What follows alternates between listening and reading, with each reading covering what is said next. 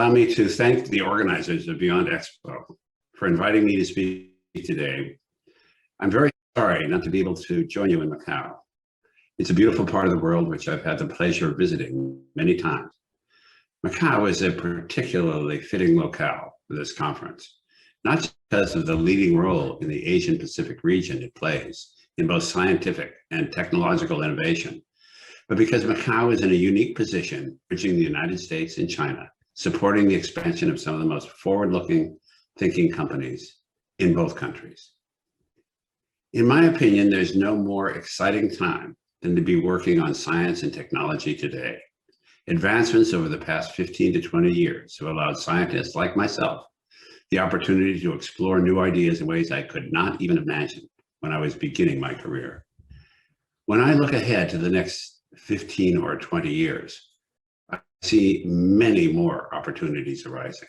Okay, first, let me say the biological sciences are leading the way in many different fields, not just in health and agriculture and understanding the natural world, but in physics, in chemistry, in nanomaterials. We are learning to manipulate the atomic world the same way life does, i.e. engineering new devices, new products at the molecular level, at the atomic level. That is how life is built, and that is what we are learning. In addition to that, the major advances that are coming are not just from the fields alone, such as chemistry and physics and mathematics. It is a combination of all of them.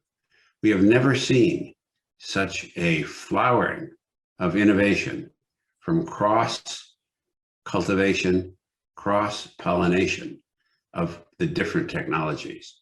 I expect the next 20 years to be one of enormous innovation, not just in one country, but around the world. One of the most important things about science is collaboration. Science is a universal language spoken by every scientist, no matter where they live.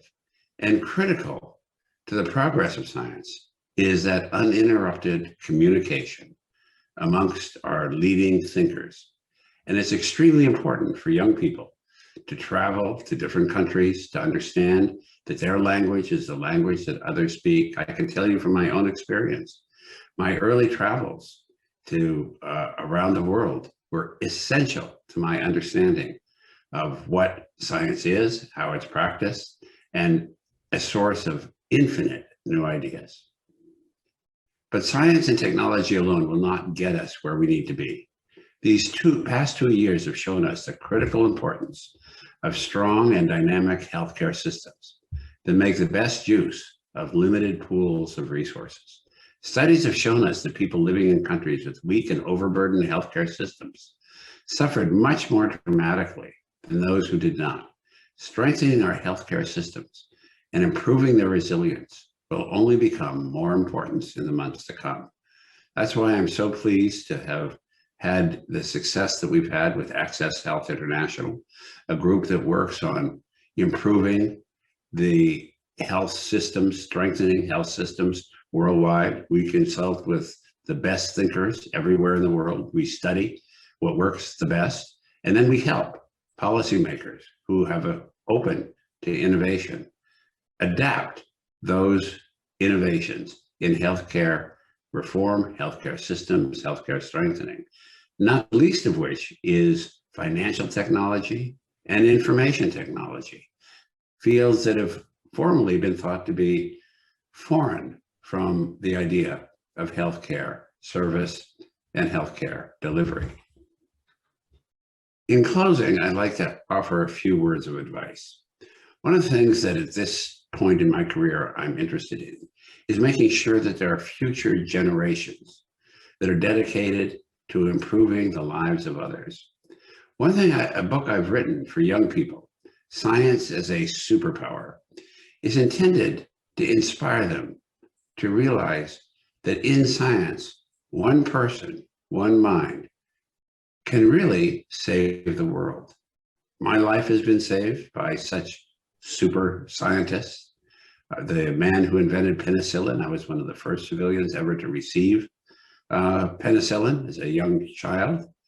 I remember quite well the restrictions in my life that polio imposed, very similar to the restrictions that young people have today, and we all have today as a result of COVID. That changed with two great scientists, one Salk and the other one Sabin. They made a great difference. And today, as we face COVID, it's really important to have the best scientists in the world.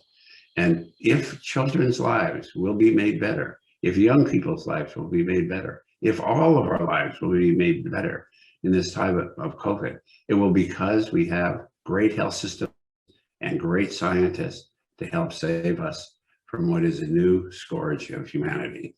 So again, I close this by thanking the organizers of Beyond Expo for inviting me to take part in this important event. I look forward to the possibility of joining you in person in the years to come. In the meantime, I send you my best wishes for a fruitful exchange of ideas that will no doubt lead us to new and better opportunities and innovations for the future. Thank you very much.